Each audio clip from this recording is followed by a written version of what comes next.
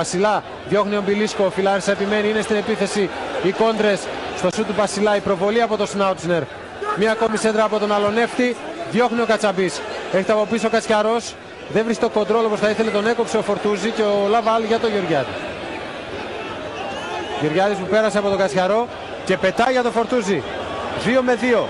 Οι παίχτες του Ηρακλή με αυτούς της Λάρισσας. Η προσποίηση από τον Φορτούζη είναι όρθιος, η ευκαιρία των Ηρακλή. Η προσποίηση, μία ακόμη το σούτ από τον Φορτούζη, γκολ. Ο Ηρακλής στις καθυστερήσεις με τον Ήτριτ Φορτούζη. Έναν παίχτη που σήμερα μπήκε πρώτη φορά ως αλλαγή. Δεν είχε παίξει καθόλου στο πρωτάθλημα μέχρι τώρα. Το καλοκαίρι ήταν εκτός σχεδίων, σκοράρει.